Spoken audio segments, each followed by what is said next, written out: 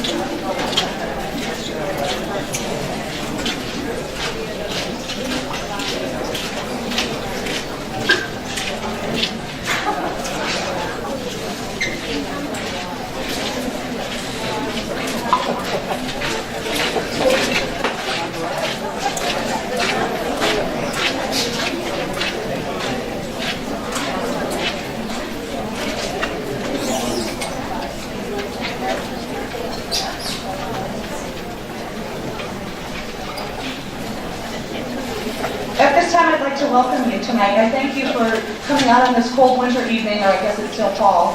My name is Laura Frick, and I have the proud pleasure of serving as the president of the PTO this year.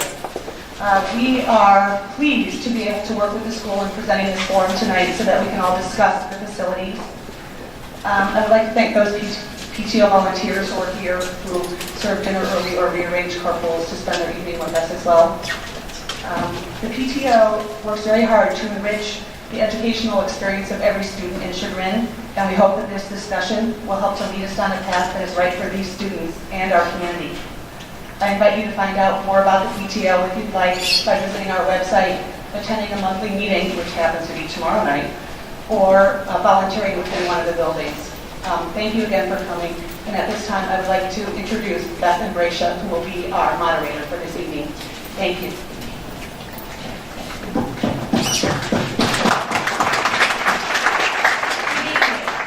As Laura said, my name is Beth Bracia, and I stand up here as nothing more than a Chagrin Falls parent of 3 boys in 8th grade, 5th grade, and 2nd grade. I also am an alum of the Chagrin Falls schools through 7th grade, and I've lived in this area for almost all of my life. I too would like to welcome you here this evening. The intent of this evening is to have a conversation among members of the Chagrin Falls community and to give the community members the opportunity to share thoughts and concerns regarding the future education of our students. Before we get started, I'd like to suggest a few considerations before we proceed. Please respect the questions and opinions of others in the same way that you would like to be respected. Tonight, thoughtful questions will keep the conversation alive. Everyone's perspective is an important one. Please speak from your own experience. Please listen to learn. When you have the chance to speak, please introduce yourself by name and organization and whether you're a Chagrin Falls parent and in what grades you might have children when the microphone is given to you. In addition, when you have the opportunity, please limit yourself to 1 question. And in the interest of capturing tonight's conversation, this evening's discussion will be recorded. Next, I'd like to introduce to you the panel. To my immediate right, Mr. Christopher Woofter, Director of Operations for the Chagrin Falls Independent Village School District. To his right, Dr. Rachel Jones, the Gurney Elementary Principal. To her right, Mrs. Rebecca Holthouse, Principal of the Chagrin Falls Intermediate School. Next, Mr. Robert Hunt, Superintendent of our district. And at the end, Mr. Mike Carter, Principal of Stantec, the firm that went through the RFQ process twice for the facilities master plan and for the pre-design work about 18 months ago. So let's get started. Our first 30 minutes will be dedicated to taking the questions that were submitted online.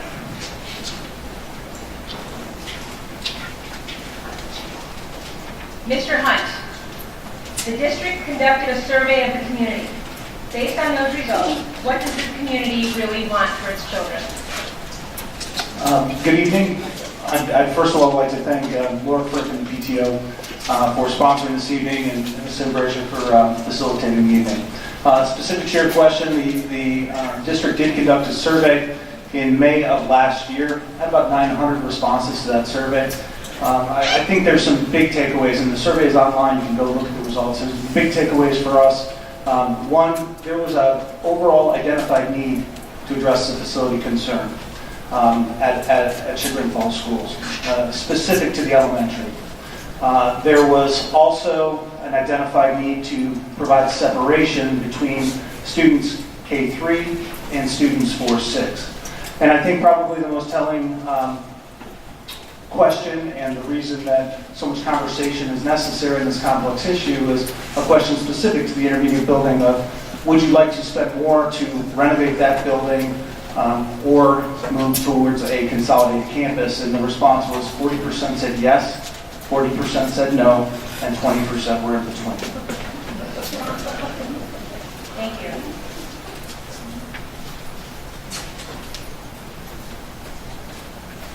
Would you like to add anything about how the community has been otherwise engaged since that survey?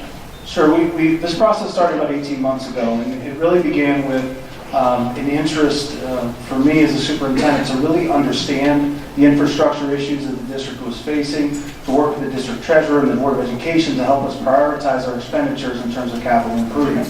So that was the first real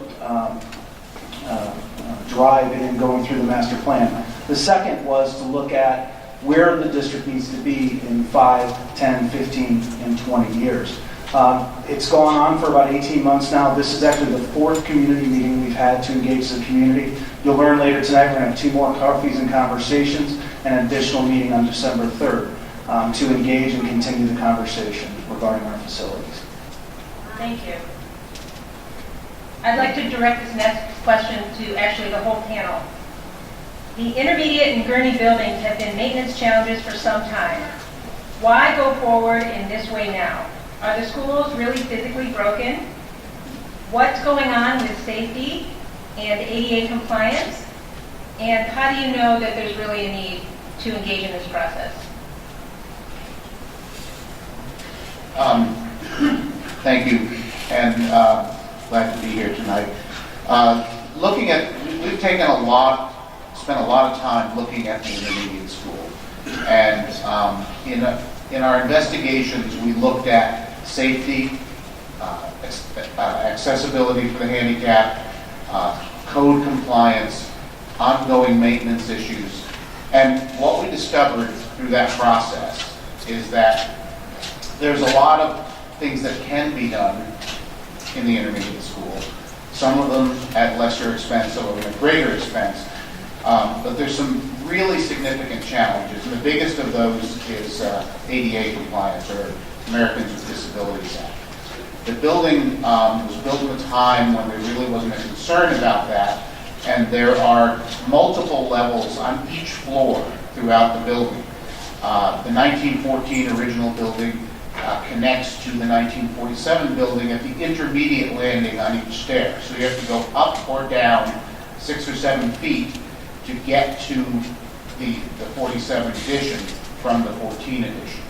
Currently, there are 2 elevators in the building that provide some level of accessibility, but then the wing that is closest to Federated Church doesn't connect to any of those without going up or down 4 or 5 feet of stairs.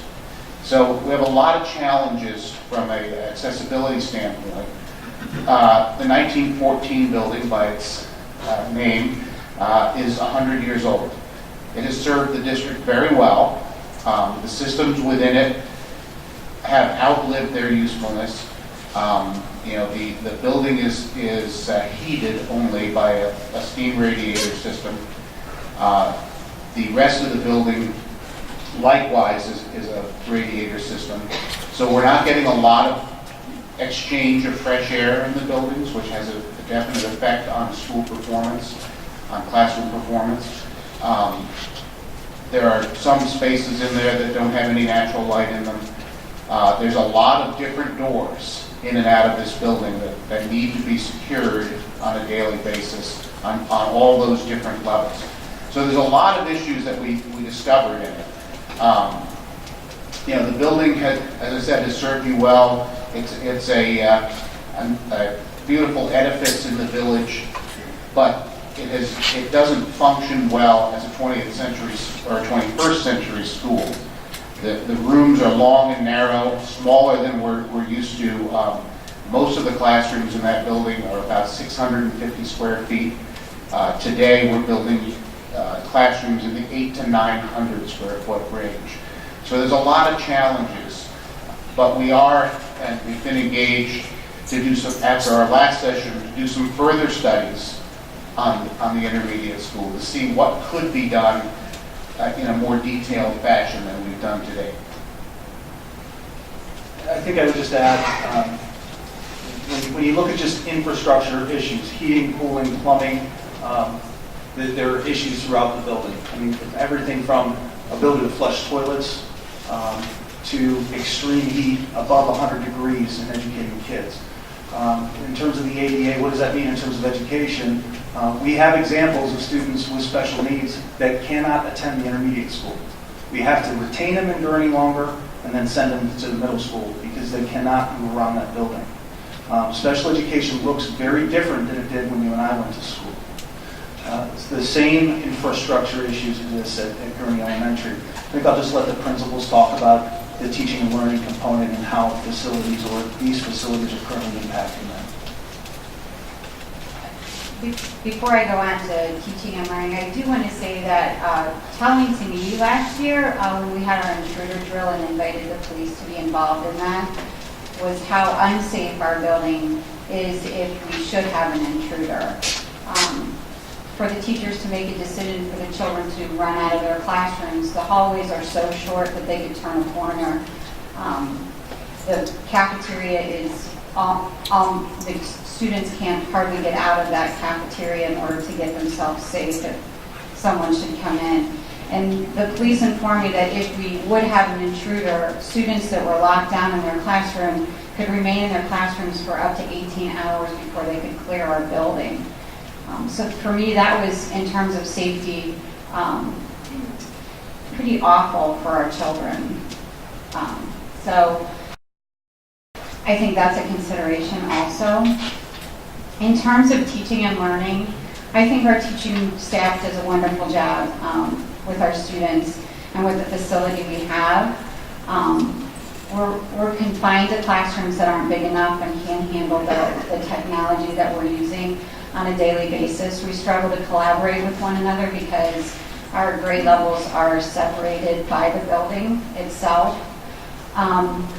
I think just the atmosphere in the building oftentimes is not environmentally sound for the children.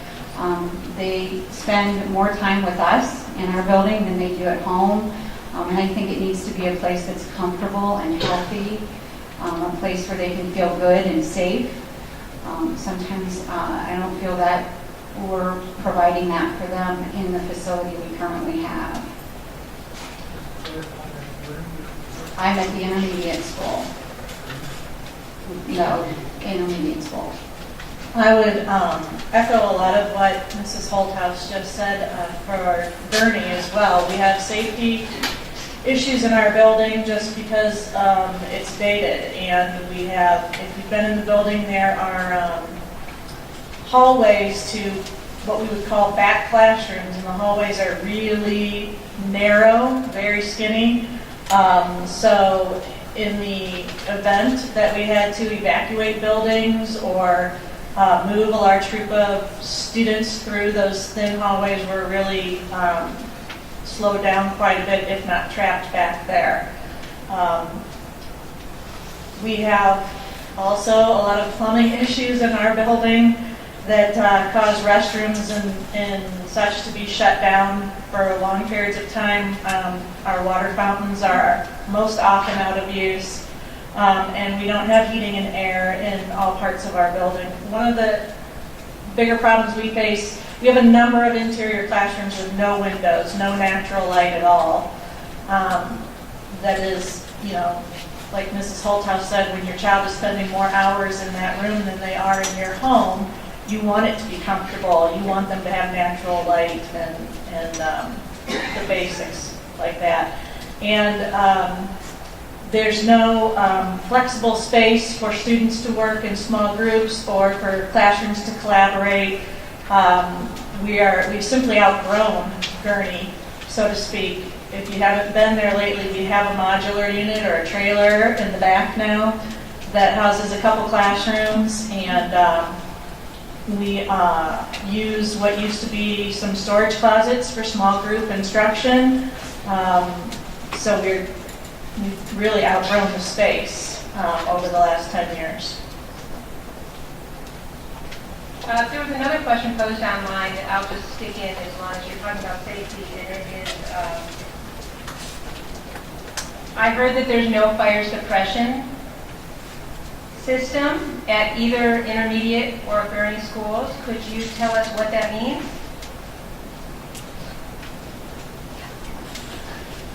That is correct.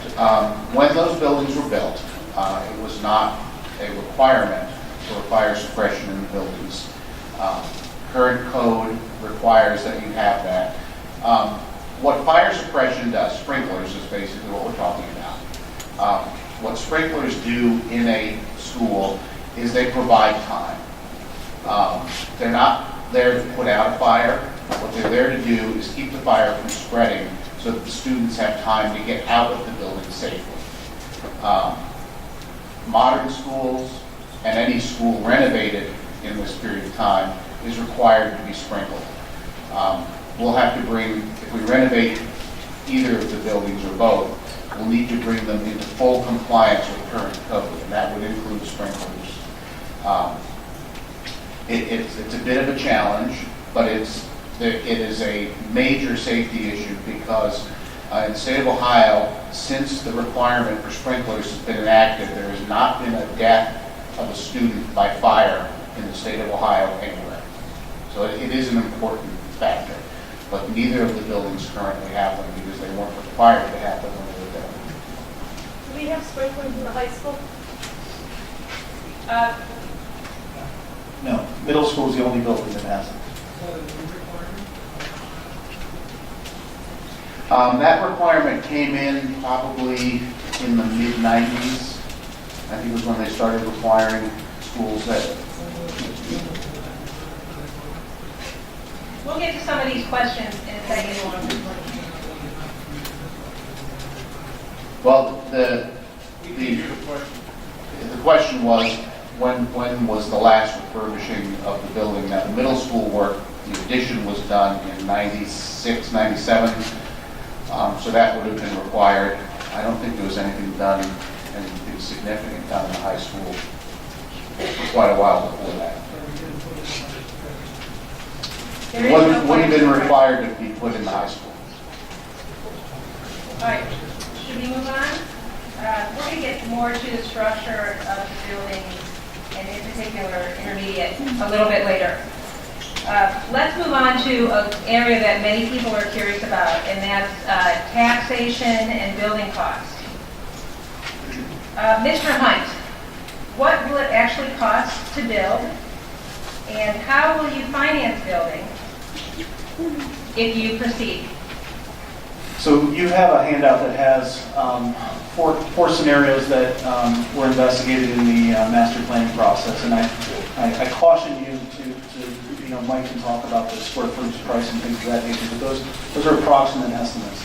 So the work we're doing right now will lead us to the actual cost of what this will be. So we're going through the pre-design work in the 4-6 or PK3 4-6 at Gurney right now. That same work is being done with a renovation to the intermediate building, and this process will lead to better numbers. So in terms of how you would finance it, I'm hesitant to say that this is the number because that work is kind of ongoing in terms of what we're doing. If we had to ballpark where this would be, looking at current interest rates and estimating about 5%, you'd probably be between a 3.5 and a 5 mil bond issue. If you look at that, what does that mean for me as a taxpayer and resident? It's about $140,000 to dollars per $100,000. So that gives you an idea of what it would cost. In terms of how, it would be a bond issue that has to be approved and voted upon by the community. Thank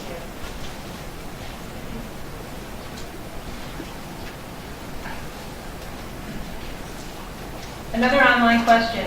Aren't we still paying for the renovations from 15 years ago? Have you really tried to fix the existing buildings? How do we know you won't let new buildings slide in maintenance going forward? And I'd like to direct that to Mr. Wooster and then Mr. Hunt if you want to add. I'll start by saying we really currently address ongoing permanent improvements with about $400,000 annually out of our general fund. So we pass that money every year with adding permanent improvements, and that comes from our general fund. So what we do is we look at the needs in the district and we look at the needs in the building, and we address those needs. Forecasting out the next 5 to 10 years, we're really going to need the next 5 years to double that amount of money just to really keep us afloat. And that's why we're really engaging the community right now to give us some direction on which way to go, to really have a really good idea of where the community wants to do that, what we need to do. So for example, some things we have done, and I don't know if people know about this, but we've actually put a good deal of money in the last year into the intermediate school. An elevator we had to repair, the hydraulics went bad in it. That was went out to bid. We had 3 bids in that, and we put over $20,000 to repair the hydraulics in that. We tuck pointed about half of the building. Gets a lot of weather, and so there's a number of other pieces. We did some roof work at the intermediate school. We did some roof work at Gurney this summer as well too. We hit some driveways at both of those buildings, as well as you can see the driveway work that was done here. And so there is ongoing maintenance. We have to be very strategic about that, and because frankly, if you're looking out 5 years, there are greater needs than we have a budget to address those needs. If we double those, I can tell you right now, there's a list of projects where we would hit those things. But I think this is a very important conversation right now, because it's going to help us be able to say in the next 5 or 10 or 15 years where we are now. I think I would just add to the first part of that question. There was a bond issue in 1997. The major component of that bond issue was the middle school, the demolition plans and the addition or the construction of the middle school. Also part of that project was the 2-story classroom at Gurney Elementary, as well as the gymnasium.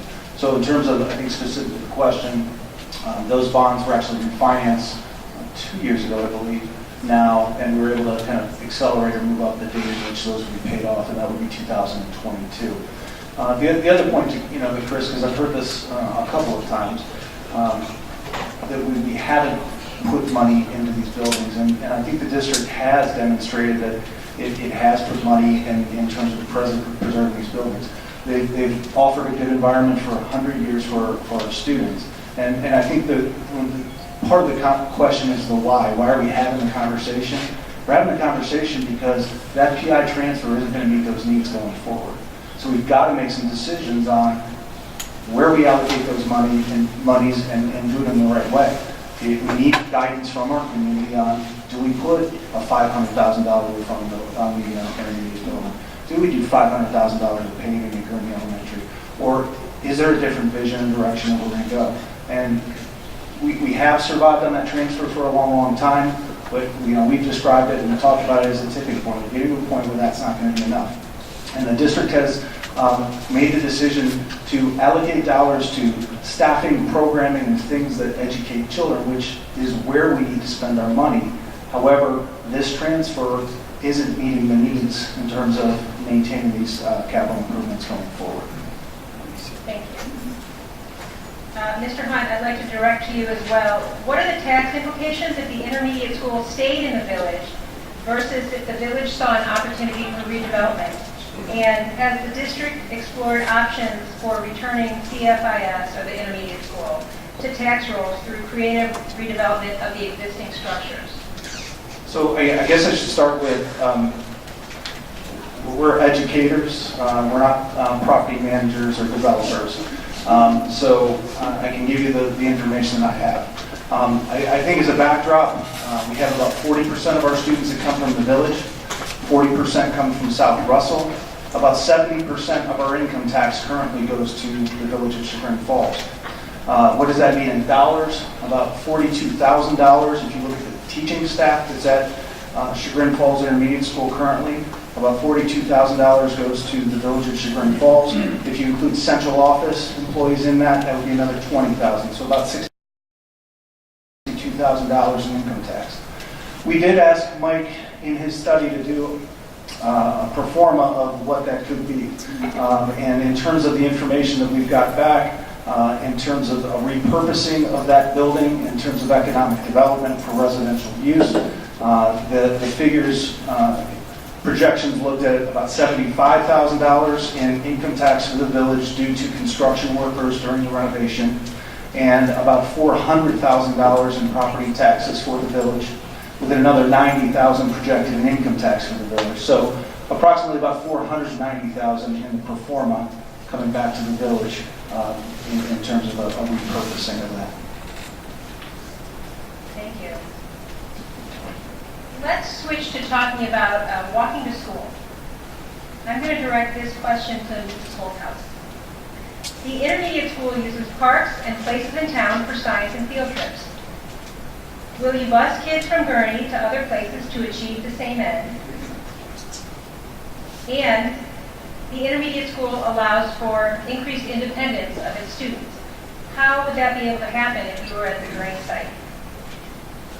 Well, of course, we're going to bus our kids wherever they need to go to experience hands-on curriculum. We go many, many places throughout the school year, each grade level having different outside field trips. I think that creating independence in children goes far beyond allowing them to walk into town. I think, in particular, my sixth graders really are already showing leadership in the building by mentoring younger students. I think we can provide many, many opportunities for them on a same campus to be mentors and role models for those younger children. Our curriculum is leading us to developing independent learners and allowing children to be in charge of their own learning. And I think we can also develop those skills through our curriculum and teaching. So I think we will continue to encourage that independence in all our children. Thank you.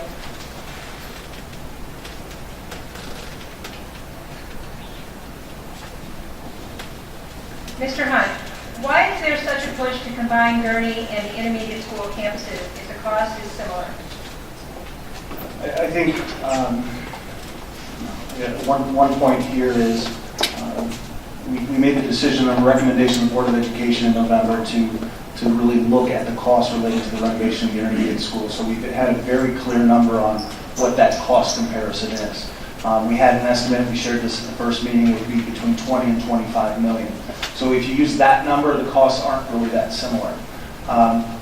However, we think that it's important to do the due diligence and spend the time to look at, okay, what actually would that number be? And we're going through that now. In terms of consolidation or learning, there's certainly some educational value there, and I think we'll get to that probably later on. But it is the property we own. It has the capacity to support the facility, and it's something the district currently owns.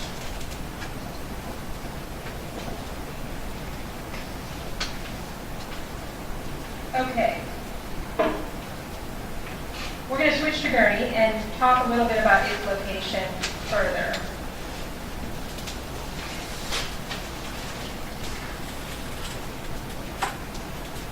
Mr. Wubter, would you have a dedicated turn lane and light at the Gurnee driveway to accommodate extra traffic? Would there be access for first responders? Would there be another access road? Can the Gurnee well accommodate an extra 400 students?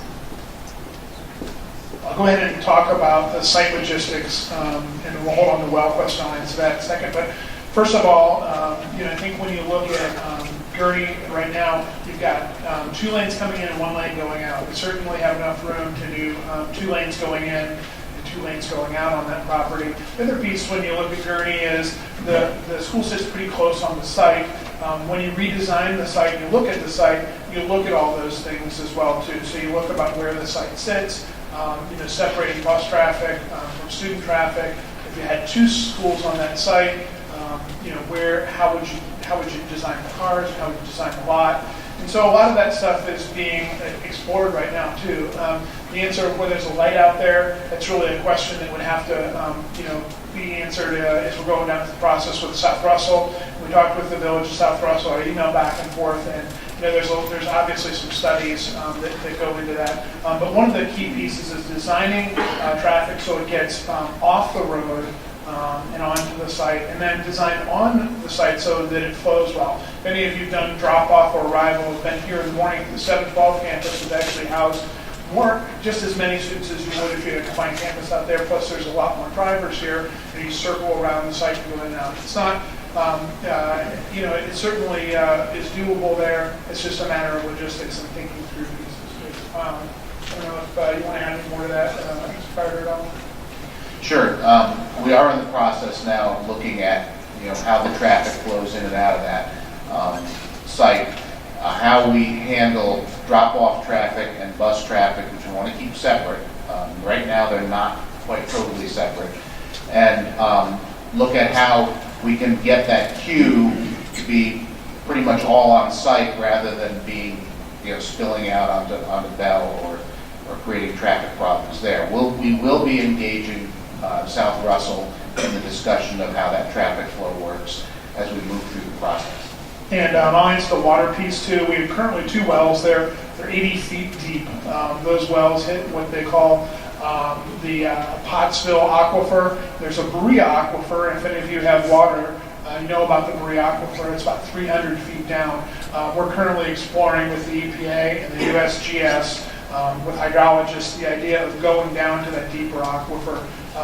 The deeper aquifer has, we had actually a well on that property between the late 60s and the early 90s. It went down that deep and drew from 3 different aquifers. The casing collapsed, and we had some challenges with that, and then we did these 2 shallower wells. But certainly that site indeed has the capacity for that. And the nice thing about that is the water in the Berea Aquifer in the area is of much better quality. It's a deeper well, but it also, most of the residents and businesses are not in that Berea Aquifer too, which is a nice piece, nice added benefit as well. We have to look at where that well would sit on the property. We believe it would sit in the southwest corner of the property. And looking back at some reports when we had that well, the water quality is a good water quality, better than what we have even right now. And that's probably something, if we decide to even do nothing in this process, we really would explore drilling some additional wells on that property as well too. And there's a process to that, obviously. Thank you. Let's wrap up in the few minutes we have for this segment. You'll have a chance to ask your questions. Let's wrap up this segment with some questions about back to the intermediate school building. So, Mr. Hunt, I'd like to address this group of questions to you. Will the auditorium be kept or built on the new campus? If not, how will you accommodate the music and performing arts students? And how will you maintain the strong tradition of performing arts across the grades with new facilities? I think this district and community takes great pride in their performing arts, and it's a program that has evolved, developed, and really grown. And it's something that we will continue to value, continue to grow, and foster. Current design conversations, we are looking at a performance area within the new elementary, if that is the route or the decision that is made to approach the community with. So we are working on that. That would be included with the Gurnee site. In addition to that, we do have the Performing Arts Center.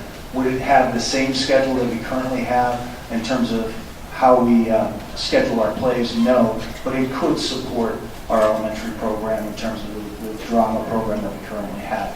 However, again, I do repeat, we are having that conversation. It will be one of the costs that are brought forward in terms of the pre-design work. Thank you. Okay, we're going to spend the next 30 minutes addressing the questions that you brought with you this evening.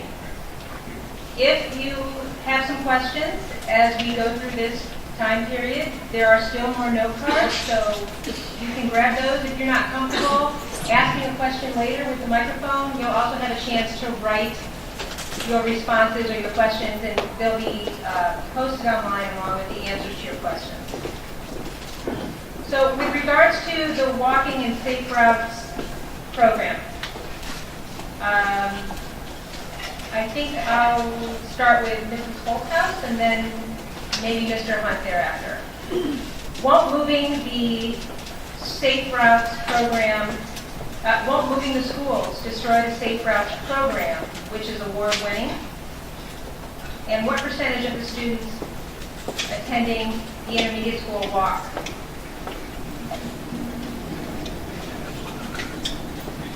I'm not sure of the percentage of students that walk, but I know that my students are very invested in the Walk to School, Walk to Town Safe Routes program.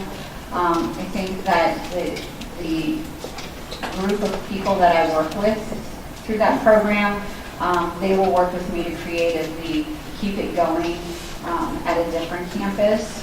I think there are a lot of ways that we're already having the children walk just on our campus alone during Walking Wednesday and some other activities. So I think a lot of what Safe Routes does is bring awareness to making sure our children have movement and daily exercise. And I really think that that's already a focus in our school district. But I certainly wouldn't want to lose the relationship we have with Safe Routes, particularly because our students are very motivated by that programming. So we certainly would work hard to creatively keep them involved in our schools. I guess I would just echo what Rebecca said. The program's done great things for not only students at the elementary building, but students here at the middle school. Obviously, our high school, most of them transitioned into driving. And it's been a great asset to our community and the things that we do for our students and the awareness that it develops. And I think it is an issue and one that we have to consider along with everything else. And part of what we have to do is look at cost benefit to everything in terms of how does that impact the community, how does it impact the educational programming, looking at that compared to what our students need to do 8 hours a day in the school building and providing an environment that will work for them. So it certainly is something we have to consider and certainly appreciate as a district the work that's been done. Would you like to add, as a follow-up, what consideration has been made to village property values in considering moving the 4 to 6 campus to the Gurney site? And have you considered the effect on businesses in Chagrin if the school's not in the village anymore and kids don't have the chance to walk into town? So I've already put the precursor out that I'm not a real estate developer. What I can say is all the research that I've done and looked at, there's a definite correlation between quality of school and property values. That's not specific to location of school. So I think that if we continue to provide an excellent product that leads us and we provide a safe, secure culture that fosters learning, we will continue to see a rise in our property values. In terms of economic development or impact on local merchants, I really don't have information relevant to that. I think that our students will still be visiting town. It's something that they look forward to and take advantage of and would hope that that would continue moving forward, regardless of the option that the district moves forward with. Thank you. With regards to design, whether new or renovated, would you please speak to the ability of the selected architect to deal in renovation and restoration versus building new? And how exactly will the design be selected? So I'd like Chris to go through how an architect is selected first of all. It's not just open the phone book and call the first number you come to. So I'd like you to explain that, and then I'm going to let Mike talk to their experience with restoration, renovation type of things. There's a process called RFQ, Request for Qualifications, and it's a process that school districts need to go through in order to select an architect or a service for that matter. It's a particular dollar level. And so it's a pretty significant process, and what you do is you basically put out in the public an advertisement and in trade journals that you're seeking an architect, and we did that about 18 months ago when we went for our facility, almost 2 years ago in February now, when we went for our facilities master plan work. And we had a number of firms, over 10 to 11 firms, I believe, who submitted proposals for that. That's the first round. Then you rate those written proposals. You pull out those, take a look at them, you rate them on a rubric as a team. And then the next part is you evaluate those in person. So you ask them to come in, you invite them to come in, and you are looking for particular things: their ability to manage restoration projects, their availability, their level of expertise, their history, their cost to value ratio, all of those different pieces. We selected Stantec in that process as we went through that. There was a committee of folks that rated on rubrics all of those areas and gave back information. So that was part one. And then in part two, this was in August of this year, September, we did the same process for this pre-design work. And we had 4 firms that submitted proposals. We had 2 that came back and presented. And then again, Stantec was for the pre-design work, the selected architect for the second design work too. And I guess I can say it wasn't really a close result. It was very continuous across the board from the data and the ratings we did and the product that they've done and the work they've done. So I think that we felt pretty comfortable and confident that this was the firm that best represented our needs as a community and had the expertise to move ahead. Just give a little background about Stantec. This coming year in 2015, when the rankings come out, Stantec will be the largest, ranked number 1 in terms of volume of K through 12 design in the United States. We're just a small piece of that in the Cleveland office, but our practice is probably about 80% education. My background, I've been doing schools all my life, all my career, all 35 years of my career, 25 of them here in Cleveland. Question came up about renovation. Our office, about 60% of our school design work is renovation work. We've been doing renovations around the Cleveland area, just completed work in Rocky River and Beechwood. Done work for a number of other districts in Euclid, some work with the City of Cleveland schools. But the majority of it is renovation work. We're also involved in renovation of historic structures. We're working at the Cleveland Institute of Art right now on that project. So it's something that is our normal fare in terms of the types of projects that we work on. I'll add a couple things. I've worked with them a lot in the last couple of years or year and a half. But Mr. Carter also lives locally, Lake Lucerne, knows the community well. I believe your wife was at Philadelphia School and went through it. And so I think understands our community and our needs in a way that somebody from the outside particularly might not. And that's been very valuable for us when we went to look at and assess the needs of the building and the community. He understands those things and takes it very seriously. Thank you. As a follow-up to that, I think we've already addressed the estimated cost of renovating the new buildings versus construction. However, how long would it take to renovate the intermediate school? And should we not lead by example by reducing, reusing, and recycling instead of using up the precious green space at Gurney?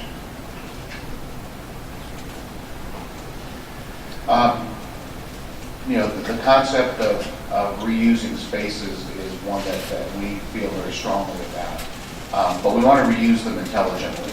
And, part of our charge in looking at the master plan and as we go into the pre-design piece was, are we going to produce the best school that we can for Chagrin Falls by reusing the building? Or is there a better use for that building in the center of town going forward, and we can produce a better product by creating a new building? From our standpoint, we have never shied away from renovating buildings where it makes sense to do it. And looking at the intermediate school, and we recognize the importance of the walking to school. We recognize it being in the center of the community, being a plus. But we had to weigh all of the pluses and minuses of what is the best product to provide an educational program for the children of Chagrin Falls. And so that's why we've been through the master planning process, looking at all of those components and coming up with the recommendations that we did.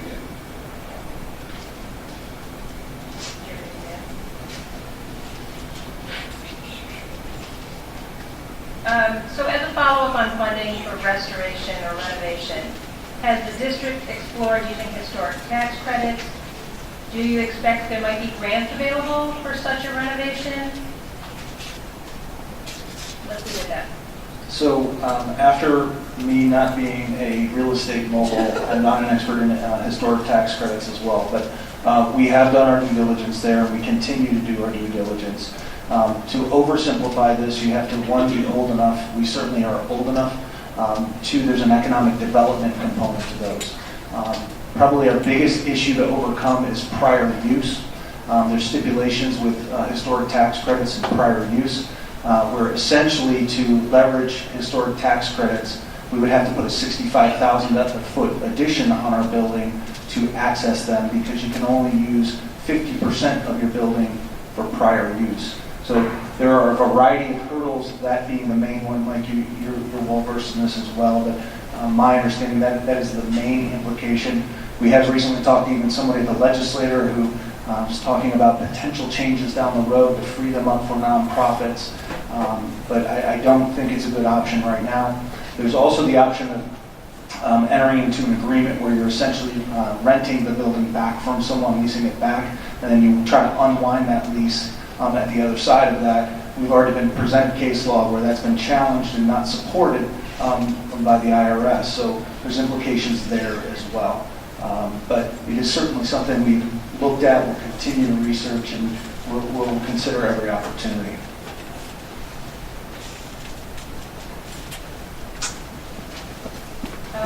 Again, in the same vein, Barbara Christensen wrote an editorial about 18 months ago that if it was no longer to be a school, the intermediate building, the community could get ahead and come up with ideas for how to utilize the building. For example, lofts for artists, condos and other uses. Has anything come of those ideas? I would say that we have the initial pro forma done to look at, okay, what is the impact from a tax perspective on the village? And that pro forma included a residential look. We've been contacted by multiple developers interested in the facility, interested in looking at. Some of them had taken very serious looks, but obviously our first charge is we need that building right now to educate students in, and we'll need it in the future. I mean, you don't throw a building up overnight. So that has been our focus. Certainly, the research that has been done, repurposing of that building, certainly is a positive revenue generator for the village moving forward. Switching gears now, what consideration has been made to the developmental differences between a 4-year-old and a 12-year-old in terms of riding buses together and being in the same building? So I don't know if you want to have the principals address that first, or? I can mention right now, Okay. we have students at Kearney and intermediate school do ride to school in some situations in the morning. In fact, about 40 to 50% of our kids ride together in the morning. So we really, when I actually spoke with Mr. Holzheimer about this, and spoken with principals about this. Actually, when I was a principal, I remember, having those conversations with 6th grade and 5th grade. Look out for your younger, friends and Gurney kids. And I'll tell you what, I don't know a community that works better. In fact, I think we've got amazing kids, and I think they do a fantastic job in those situations. I think from a busing perspective, that's something that certainly could be an efficiency piece if you're moving in, and forward and busing at the same campus. So if you want to talk a little bit more about that from a principal perspective. We do have quite a few Gurney students and intermediate school students on the buses together, and we always have. And I know every bus report I've seen over the last few years where someone's gotten in trouble, it's been with their own grade in my building. It hasn't been with an intermediate school student at all. So I don't really see that as a concern. Looking at the age difference between our kindergartners and the 6th graders, first of all, I know that we are looking at, if we're on one campus, 2 separate buildings that will have shared space. So they won't be in one school building together. They won't be right down the hall or upstairs or what, that kind of a picture. We are looking at 2 separate buildings similar to 712 campus where there's shared space. The other thing that I know both Rebecca and I have thought about in terms of the difference between a kindergartner and 6th grader is an unbelievable opportunity for some educational collaborations, some projects, some cross-grade level activities. We go out of our way at Gurney to create buddy classes, and the best we can do is kindergarten and 2nd grade, 1st and 3rd grade. And it works, and it's good, and they really look up to their 2nd grade or their 3rd grade buddies. But what an opportunity we would have on one campus together to have 5th and 6th graders working with 1st and 2nd graders in curriculum areas and cooperative learning and things like that. So we look at it in terms of an opportunity and not a concern by any means. I am always amazed that I rarely have bus write-ups, and that's a tribute to you. Your children are in an unstructured situation with an adult who has their back to them, and we rarely have bus problems. And I too only deal with students in the same grade level that don't get along on the bus, so I haven't had any bus write-ups concerning younger students. At the intermediate school, we are working hard to do a lot of multi-age grouping, not only within academic areas, but during some free choice times. I think some intermediate parents have heard of Club 45.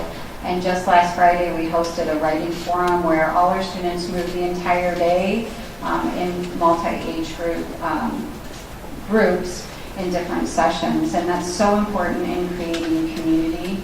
And those times that they spend together creating that community are oftentimes the experiences they remember forever. Maybe not how to multiply fractions, but that day I got to hang out with my 3rd grade buddy. So I think those are important experiences for our children. I think I'd like to jump in just real quick on this. This idea that education is a little bit different. And you have on the pamphlet that was provided to you, the mission and the vision and the direction of this district. And we work very hard to engage our community on where do we want to go. And for a long time, obviously a large percentage of our students go to college, but if you even start on the other side, what does industry say they want and what they need? It isn't someone who memorizes a bunch of information because, quite frankly, it's totally accessible right now on their phone, and they can get information immediately. It's terms like, and there's a ton of studies out there, and the most recent I read was from Fortune 500 CEOs. What are college graduates even lacking? And it's this idea of collaboration, problem solving, thinking differently. It's not memorization of facts. So we obviously have a responsibility to teach a level of content and mastery within that content, but we also have a larger responsibility to teach these skills. And a lot of what you've heard from an educational benefit will provide us the opportunity to do that better for our young people. I have to say too, one of the most powerful relationships we've built at the intermediate school is with our writing interns, who are juniors and seniors at the high school, who are interacting with our students. They are coming over and working individually with them, and our kids are sharing on Google Docs their writing so that they can get immediate feedback. That relationship has not only been powerful for my students, but if you talk to those writing interns, it has been a phenomenal experience for them also. So I think across the board, it's wonderful to have older students mixing with younger students. Great, that was a nice segue. I think we need to get across what the 21st century education is. Could you give the gentleman a microphone? You know what, can we just hold on to that, because I would like you to hold on to it, so I could wrap up with this last question, which will segue. I'm right on that topic, I have a question that's going to address that, and then it's going to be open mic time, if you would just hold your question, please. Thank you. This question actually has to do with, are there any mandates from the state with regards to meeting the needs of 21st century education? And what does that actually mean? And how is it different than what we tried in the 60s and 70s with regards to collaboration and open and flexible states? So there's a lot there, so redirect me. I forget a piece of this. I think the question, I think that was an online question, open space in the 60s and 70s. If you happen to be in school during that time or around during that construction, it wasn't flexible spaces to go to. It was completely wide open areas. In fact, I can remember sitting in 6th grade, not necessarily liking my social studies teacher, and all I had to do was turn this way and I could watch another social studies teacher. So that amount of openness has proven to not be effective. In terms of mandates, I think this really does play to some of the issues we're facing. Preschool is a mandate that has taken a classroom and a half. We now offer full-day kindergarten to the majority of our students. Well, it used to be the majority took half-day, now the majority take full-day. So you can kind of play out in your mind what that does in terms of classroom space, which has caused some of our issues at Gurney Elementary. In terms of education, I think everyone can relate to technology and how technology has totally changed the landscape of how students are interacting with content and interacting with each other. And we need facilities that support, from an infrastructure standpoint and a hardware perspective, that technology. I would say that the buzzword of 21st century is something that needs to be broken down, and probably to your question. You've heard some of it. It's more based on mastery than it is in age. It's based on given assessment on the front end. And if a student masters that content, why do they sit there? They shouldn't. We regroup them. We put them with different content, put them with different students. So that the implications for that obviously have a facility perspective. So flexible grouping is a big piece, and we've started down that road, but that is going to be the direction where we go. And again, it's not about standards are important. There's an element of content that students need to understand to appreciate, be good citizens, and to be effective, but it's skills that aren't necessarily written in standards of ability to critically think and analyze, and putting them in difficult situations where they're challenged with content can't be done in a factory model. You can't show up because you're 10 years old and be in a classroom for 9 months because you're 10. When you're 11, you can move on. It's just not meeting the needs of young people anymore. And that's what that type of education is. Thank you. All right, we've gotten through the questions submitted on note cards. We are now going to go to a more live portion of the evening. To your left is Mrs. Janelle Ranieri, a PTO member and parent who will rove on this half of the room with the microphone. And to my left is Mrs. Annie Amata, also a PTO member and Chagrin Falls parent. Sir, in the front row, would you like to follow up with a question?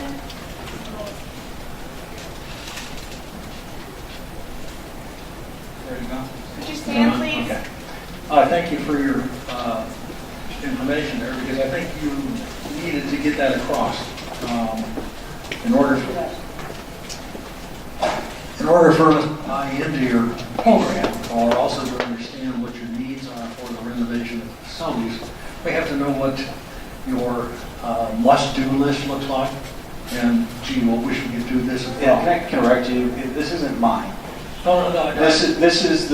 Our community came together and created a very clear Before you mission. shut me down, let me listen. I'm not, I just want to make sure that you understand that this is ours. This is our I understand, and responsibility. I appreciate the efforts you're going through and the work that you've done, so don't misunderstand me either. But what I'm afraid has not happened here is you haven't got across to the public what the needs actually are. You show us what the result of the proposals are, but we don't always understand why those proposals have been created. In other words, what are the requirements of the 21st century educational system, and how does that differ from what we did for 100 years? And so, therefore, why do we need to change the facilities to accommodate that? Once we understand that, then we can intelligently make a decision as to whether or not your proposals make sense. Oh, also, one last thing. When you do your final proposals, as far as the costing, will you be including the cost of maintenance that's necessary to maintain those facilities?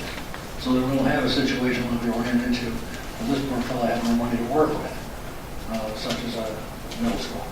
Yes. Elementary schools.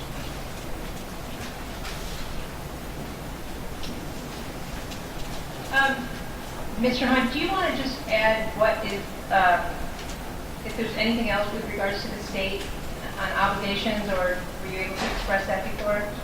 I think I've covered most of them. Obviously, IDEA and special education is a huge player from how we educate students to the needs of the facilities to our financial impact in our local districts when you look at funding. And those requirements have certainly totally changed the landscape of how we provide service to special education students. And I don't want to misconstrue it. I think it's absolutely the right way to go in terms of providing services to them, but it just has a lot more needs. We have a lot of our space that we've retrofitted with closets and to provide interventions and services to these students.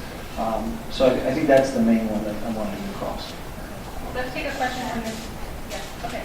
Go ahead. Would you please make sure to stand and introduce yourself? Yes, my name is Nicole Pelosi. I have 2 children. One is a junior. We moved here a year ago, and I have a 4-year-old who's at school. So this is very, very important to me. I completely appreciate all that you've done and all that you're going through.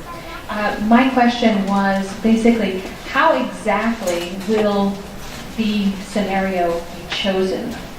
Will the community be able to vote once you have all of these scenarios fully defined and all of the services that each scenario will significantly provide?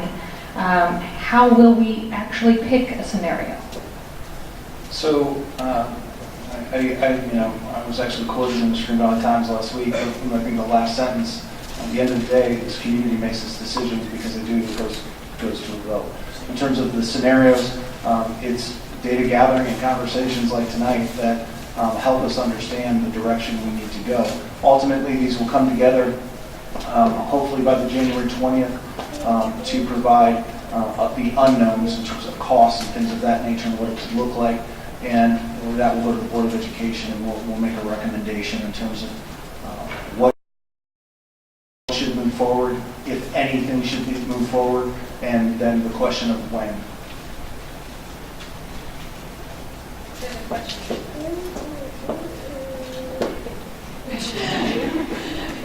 Hi, I'm Marlo Peck. I'm a lifelong resident of Chagrin, a graduate of Chagrin, and a parent of 2 kids at Chagrin and 1 at Hawken. And my question was, when you, in terms of the survey, and when you said only 900 people responded, have you ever considered another survey? I was on the levy committee, and we did a lot of grassroots stuff just to get people involved. Have you considered trying to do another survey so you can get a more large demographic response to see? I mean, because you got a tie, so there's not even really anything. Because I know, like, my mother, who is on a fixed income as a retired teacher here in Chagrin, her response to the survey was, well, you know, it's an award-winning district. The kids are doing great. Like, we don't need to do anything. So I think that, to what you were saying, there's definitely not, in the people who don't have kids here anymore, there's maybe not enough communication or whatever, and then just to consider hitting up somehow, getting more people involved. I mean, this is a larger group of people than 900. But certainly good feedback, and I'll tell you, 900 is actually, in comparison to surveys over the past, that's actually a great response for us. And you could say that it's representative. We haven't had a conversation about an additional survey at this point right now. It's all about gathering information, working with these design teams. We actually made the decision to add the intermediate school renovation in terms of pre-design. And I think at a very timely moment, because all of the work that had been done in terms of the conversations with staff and students on what the needs were was all relevant. It doesn't matter if you're at Gurney or the intermediate school. So we're kind of going down that track right now in terms of trying to get the information and answer these questions to make decisions on what the appropriate next step would be. And I'll add also that if you look in your brochure, you'll see a timeline. But there has been a lot of engagement prior to this as well, too. I think if you look at the World Cafe that we did, about a year and a half ago, there was a lot of that. There still needs to be some more, obviously, but I think, that's kind of where we're at this point.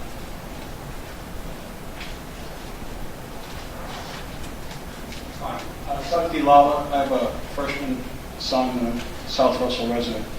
Quick numbers question, Mr. Wolf. Cost per square foot to maintain the Thomedian school, the Gurney school, the middle school, just cost per square foot annual basis to maintain them. Yeah, that's one I'll need to get back to you. I just don't know off the top of my head. Is the Thomedian school significantly higher on a cost per square foot basis to maintain than a modern school? Is it higher to maintain that? To operate. Is it? Oh, yes, it definitely is. And a quick question from Mr. Carter. Cost per square foot to renovate versus building, approximately. Right now, we're seeing numbers for an elementary school in the $240 to $250 square foot range for what we're talking about. The part of what we're looking at the renovation of the school is we're looking deeper into really the finite pieces of what need to be done. When we looked at it in the master plan, we were looking at it in terms of keeping the plan essentially the way it is and trying to solve some of the access problems and then bringing the physical plant, the heating, the plumbing, the electrical back up to snuff. Now what we're looking at is if we're going to keep this as a building, what do we need to do in terms of changing the plan without going into major additions or such, because we really don't have a lot of room on the site, but looking at kind of reshuffling the deck within the school to make it work better as a 21st century learning center. I'm for where we've gone thus far, I'm not sure we've said we can get it to the level that we could in the new school, but we're looking at that. And I think at the end of the day, when we start doing that, you're going to be either at or beyond the cost of per square foot of the new school, and you're still going to have a building that's 100 years old. I will add to that too. I was back at my notes, so thank you for that. But we currently spend $350,000 annually to operate the intermediate school and Gurney together. Mostly that is, a bulk of that is energy, electricity, gas, those basic services, some water in there. That includes also permanent improvement and maintenance costs. That's included in staffing.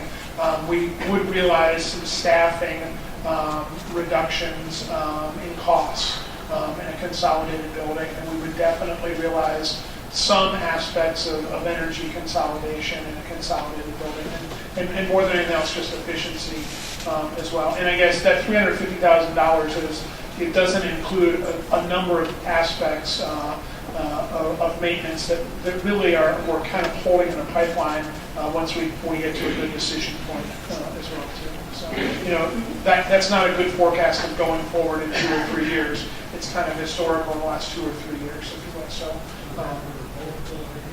intermediate school and the Gurney School together, yes. Hi, I'm Bill Ashby. I'm a K through 12 Chagrin Falls student. Currently live in the village again. My question has to do with scenario 4. Should you go that direction? I would assume the intention would be to sell the Filmakian school and property. So that's my first question. Is that the intention would be to sell the intermediate school? So I'm assuming scenario 4 is a pre-K 3, 4, 6 at Gurney Elementary. Right. Okay. So yeah, the intention would be to repurpose that building. When you say repurpose, sell it or Yes. retain ownership? Yes.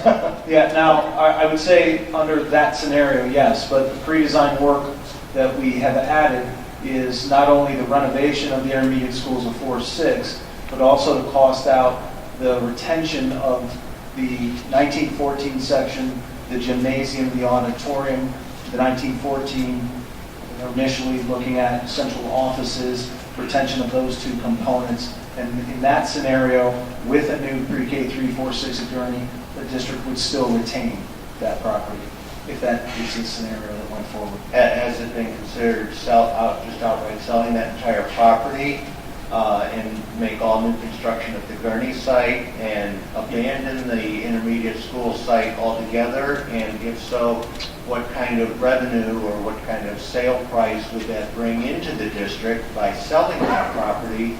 And what would that do for the price of scenario 4 to apply the funds of selling that property? Right, so the pro forma indicates the value of the property in current state at $2 to $3 million.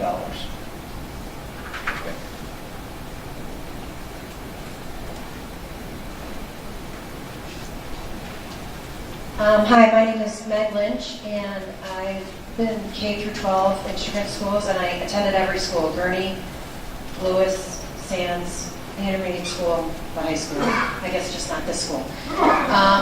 And first, I'd like to say that I think we're all very lucky in this school district because we have amazing teachers that do an amazing job at teaching our kids. And for that, I'm very thankful. But I want you all to know that as a resident, I do realize that now it's time for us to do something else to make the schools better. And I think that includes giving our children a better learning environment. So I'm glad we're moving forward. Personally speaking, only for myself, I'm glad that we're moving forward with this. And I hope that we can all come together to find something that will work for everybody. My biggest concern, although I'm fine with spending the money, is obviously how it gets allocated.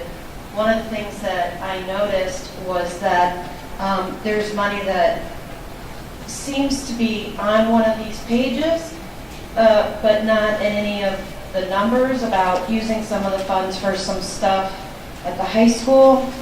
And then I'm misunderstanding some central offices being moved around again. Sure, it's a great question, and the majority of our... It's only part of my question. Let me get that part, and then you go to your next one. It's not two. So the majority of our conversation has evolved around the elementaries. The original master plan called for about $65 million worth of work, and every building was touched in that work with issues that needed to be addressed.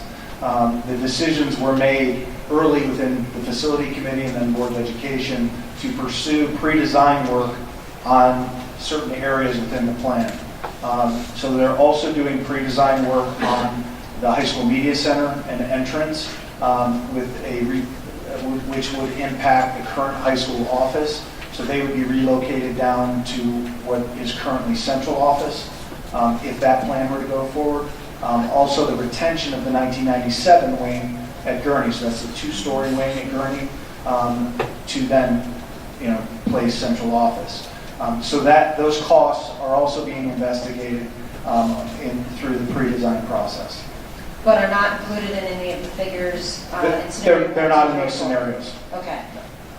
Okay, that's good to know. And so my percentage, my ask was going to be what the percentage of that would be, and if we have any figures on, tentative figures on what that would cost. Yeah, if you go to the district website of the facility, in the master plan, there's some tentative figures on all of the things that were I guess, proposed or identified, and you can access that information.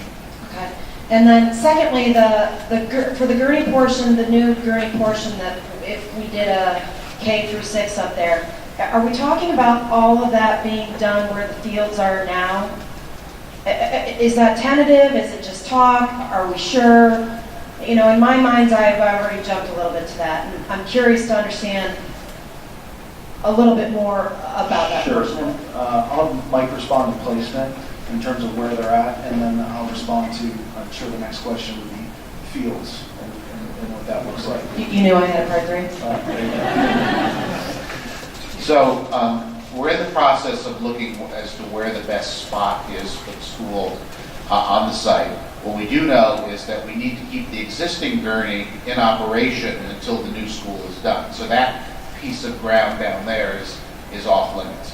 So, you know, the areas that we're looking at are the area where the bus maintenance facility is right now. There's actually some land behind that as well. And then the fields that kind of run down the west side of the property. You know, we're looking at, now once you take the old school down, now you have a nice flat area there that can become fields. So we'll be replacing some of that. But there's a lot of, you know, grade across the site, so we're going to work with the grade, find places to put fields. The idea is to maximize the green space in the final plan.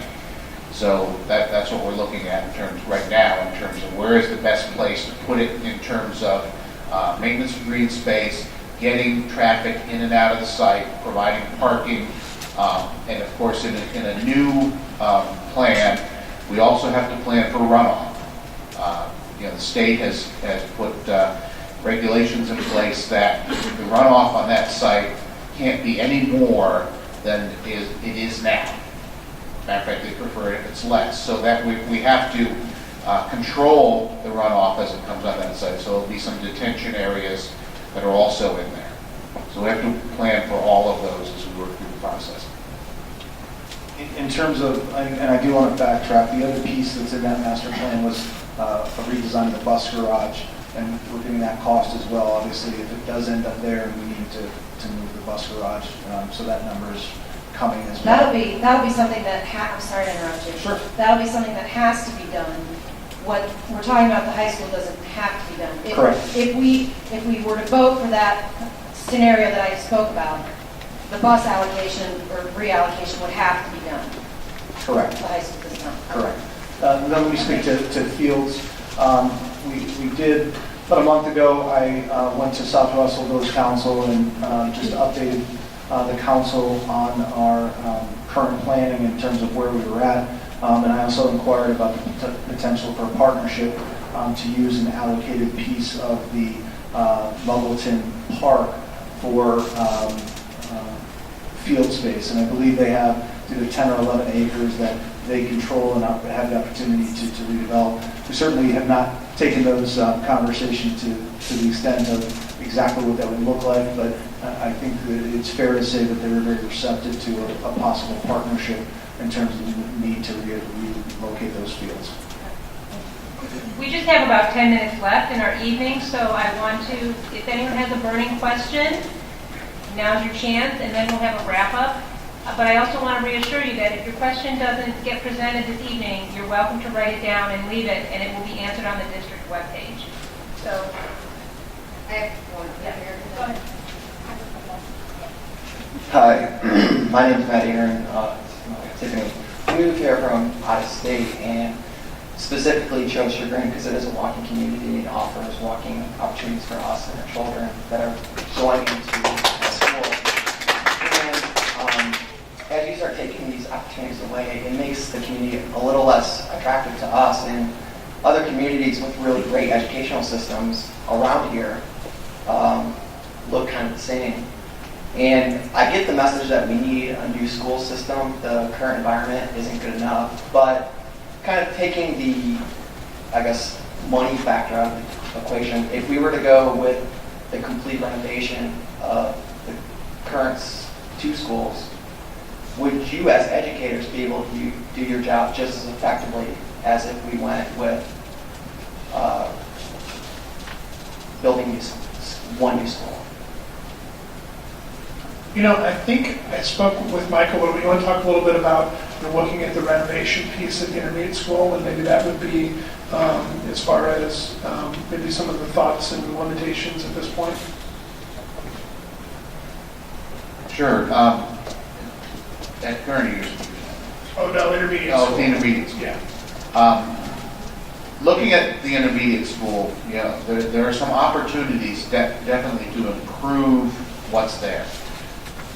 Whether or not we can get that to a place where it's providing an equivalent learning environment to what we could build new, we don't feel confident that we can get there. Mostly because schools that were built in that era they're bearing wall construction. The corridor wall and the exterior wall are things you can't touch without great expense. You can start to rework the structure, but it really starts to get expensive to do. And it doesn't allow creation of the kind of differentiated learning spaces that we're designing today in 21st century learning environments. So, getting those kind of collaborative spaces where the classrooms flow out into the corridor and you get these nooks and crannies that people can do groups of 2 or 4 or 6 and do pull-outs. Those kind of opportunities are really hard to get in this school because of the structured nature of the way it's put together. There are also some things like in these classrooms, we've got basically 22 feet from the corridor wall to the exterior wall. It's pretty narrow. Typically we're looking at classrooms that are either 30 by 30 or 27 by 30. The classrooms in this middle school are 24 by 32. So that the narrower you make it, then of course the longer it has to get, which creates some problems in terms of having students further away from the teacher, creating a more structured environment. So those are the challenges that we see in it. Are we going to, in the studies that we're doing now, are we going to be able to improve it? Yes. But are we going to be able to bring it up to a level of what we could do in a new school? Probably not. And I think that that's the piece that really is the crux of this. And we've had some teachers who have taken a look at some other newer schools, some newer designed classroom spaces. And I think when we do that, and we have teachers interact with some of those spaces and have discussions, the feedback we see is there's a lot of limitations in the current structure. And how much of that can we change? How much of it we can't change? And I think those are the questions. I don't know if Rachel and Rebecca want to talk a little bit about some of those structures. They've seen some of the newer buildings and what is that versus what we have now and some of those limitations. Do you guys currently feel limited by the shape of the classroom, it being narrow and long, and you feel you're not quite flow, between the classrooms? I think part of 21st century learning is that we're meeting children where they are. We really try to personalize education for all our children, which is very, very difficult. We have kids that need to sit on physio balls. We have kids that need less distraction in order to complete independent work. We have students who thrive verbally, and so they need to be in spaces where they can interact with each other and interact with their technology in order to learn. So I think we're so restricted with what we have. The classroom spaces are small. In order for any of our children to leave the classroom, to personalize their education even more, we don't have spaces to do that where we can continue to supervise them. and keep them safe. Bringing physio balls into our current classroom is difficult because they're small. So if we have 2 or 3 kids on a physio ball, there's not enough room for us to get around. At this point, a good problem we have is that we have so many children that are advanced in math at this point. We're really looking at other options for them, but right now our advanced math classes are up to 27, 28, 32 in 6th grade, and for the teachers to even get around to monitor independent work and group work is really difficult. Isn't that more of a staffing issue, like more eager classes? We wouldn't even have the space for we don't have another classroom to put them in. So I think we're definitely restricted by the environment. It plays a role when we're planning lessons and we're planning units. Every day it impacts what our teachers plan to do with students.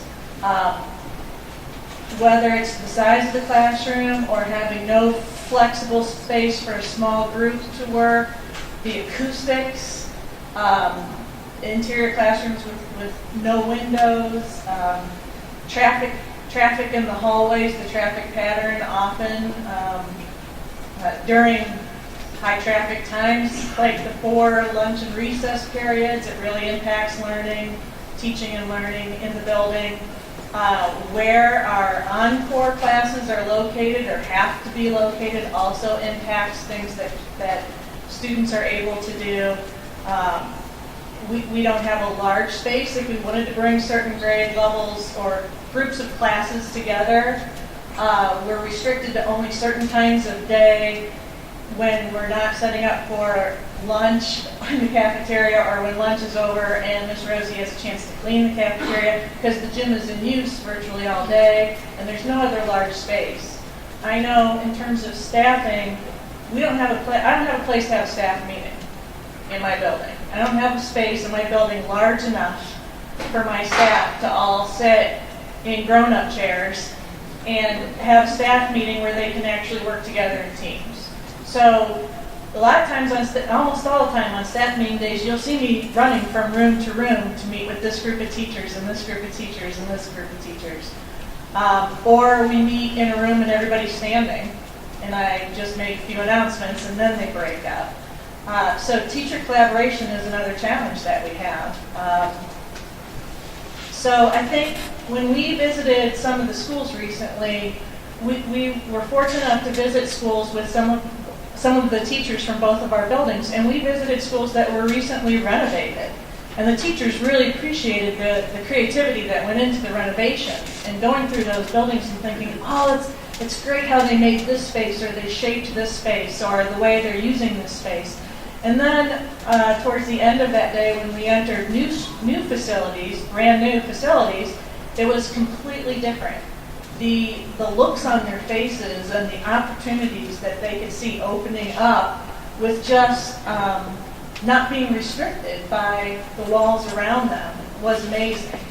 And it was almost like once they saw that, we thought, how are we going to get them to go back to our buildings and go back to those restrictions? But there was definitely a visual limit to the renovations and the great school buildings that we saw that were renovated. We're nearly out of time. Is there one more question? Two more. Two quick questions and then we'll wrap up. Hi, I'm Debbie Lucas, and I have 4 kids. I have a junior, I have a freshman, and I have kindergarten twins, so I'm here for the long haul. My question is, how accurate are all of your scenario numbers? Because it seems like you guys haven't really taken into consideration, like you don't know where the school's going to be out at the Gurney site. You don't know how you're going to replace the fields out there. You don't know where you're going to put the bus garage. You don't know, I mean, you haven't said how much does it cost to put this new big, deeper well in. So are all of those, when all of that is brought into consideration, how much are these numbers going to change? I'm guessing that scheme to scheme, there's going to be changes. When we did those numbers in the master plan, those were broad brush numbers. What we're doing now is refining each of those concepts that we're studying.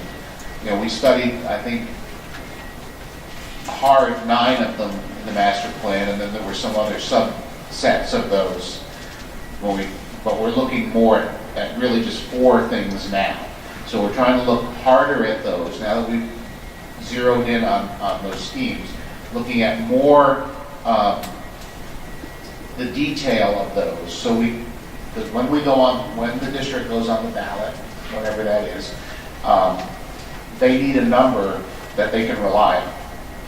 So that's what we're doing right now. And those numbers may change.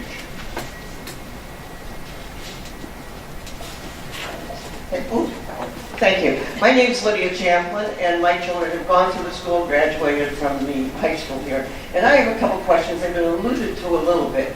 But the fact that once you make so many changes and have additional room, as you just spoke about, you need additional staff. So do I see that as a next step, you know, the future of the school district, that we will need more teachers to take care of less number of students in the school, but because of the limitations of space, we will have that difficulty.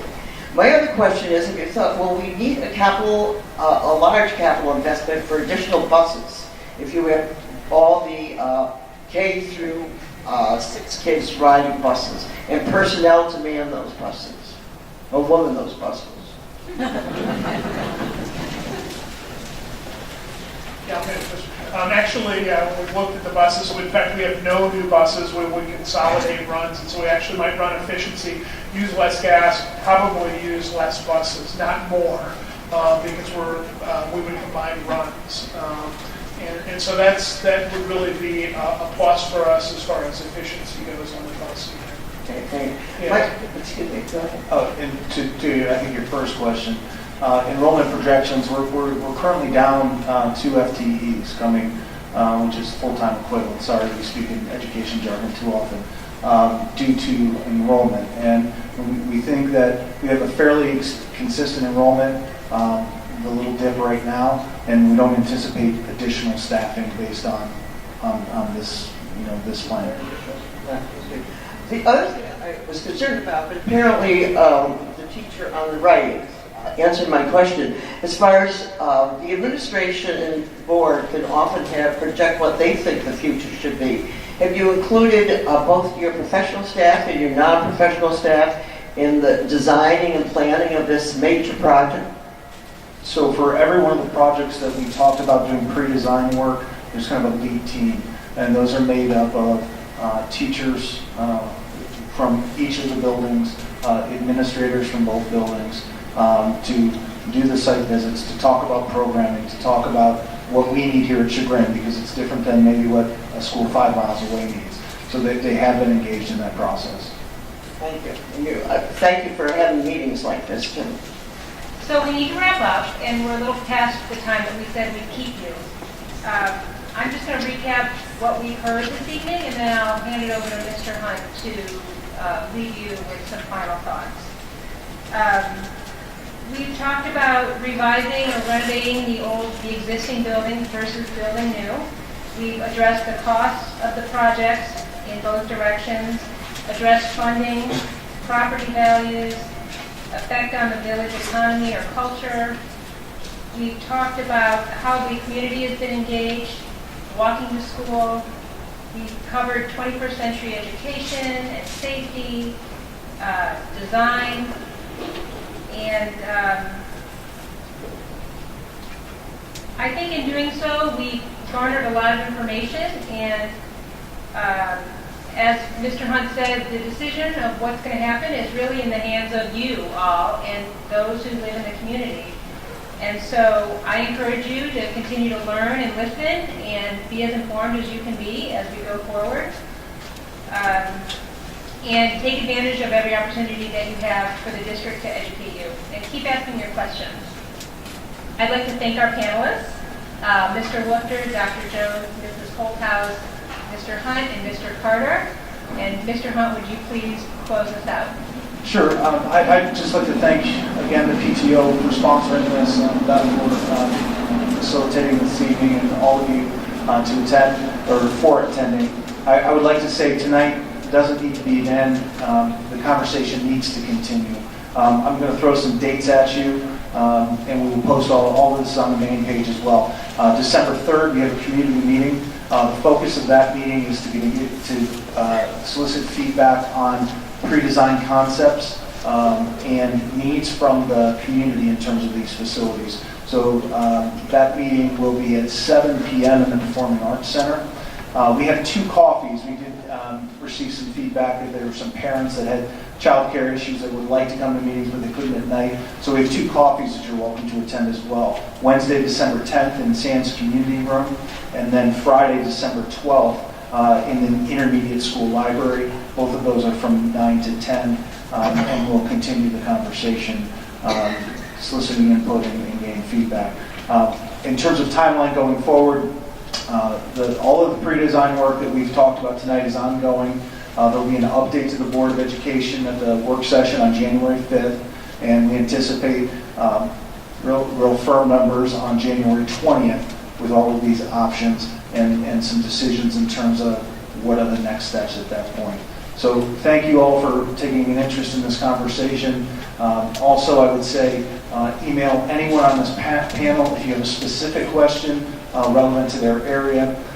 We're also going to post all of the questions that we received with responses, and we're going to try to keep a kind of continual FAQ out there. So as conversations or as questions come up, just keep asking them and we'll keep the conversation going. So thank you all for coming tonight. It's great to meet you.